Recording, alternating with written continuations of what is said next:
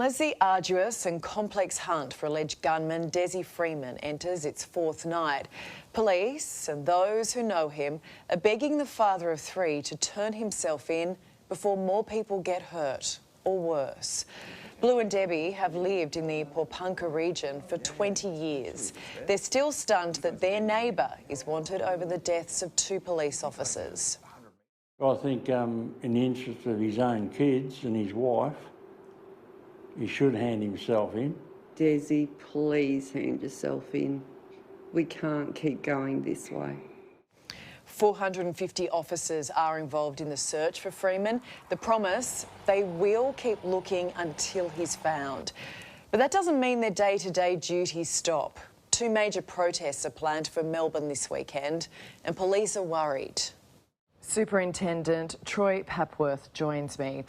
Superintendent, it has been a horrible week. Are you okay?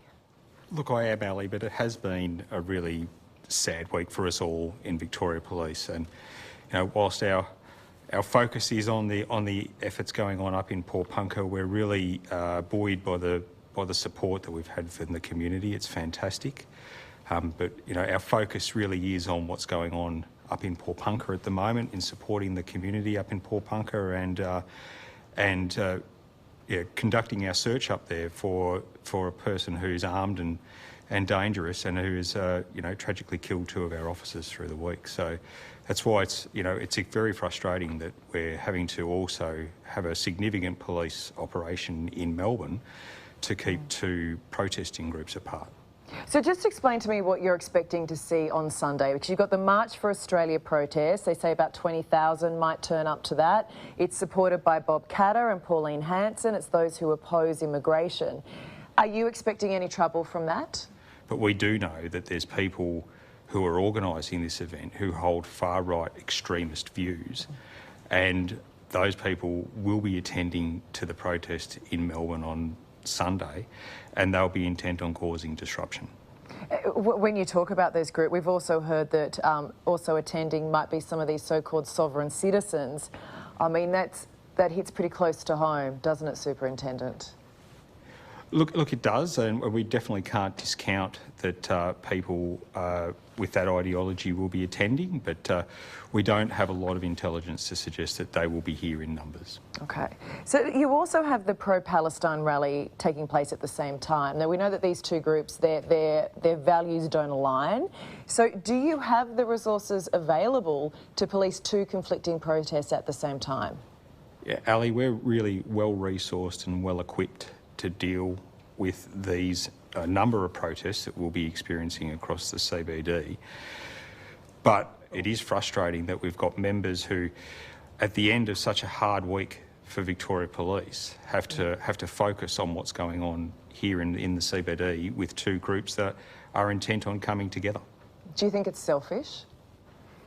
I think it's incredibly selfish, Ali, that we have two small sections of the community who are intent on coming together and intent on clashing. And we've seen what happens previously when these two groups clash before. That's why we've applied for a designated area across the CBD, which allows police to search for weapons. And that's what we've seen happen before. We've had groups come together where they bring projectiles, they will throw them at police, they'll throw them at opposing protest groups. So we've got the power this weekend to search people for weapons, but it also allows us the power to ask people to remove face masks if they're within the designated area. You know what, Superintendent, this is the last thing you need when you consider how the police force is hurting at the moment, what you've gone through. This is disgusting. It is, and Ali, we support the right for people to protest peacefully. We anticipate that there will be violence. We have to resource in accordance to that, and it's a lot of police resources where, our focus should be up in Porepunkah. So what are you asking for? What we're asking for this weekend is people to really think hard about whether coming out to protest this weekend is the right thing to do.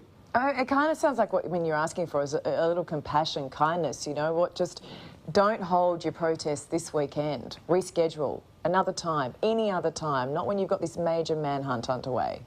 Absolutely. We want people to really think hard about whether or not this weekend is the right weekend to protest. Give us our time to grieve for our fallen workmates and help us support the community in Porepunkah by letting us get on with the job that's up there. You know what, that would be the decent thing to do. But please know that the thoughts and prayers of pretty much everyone in this country, with the officers' families and the entire police force. Thank you so much, Superintendent, and we hope you get him soon. Thanks, Sally.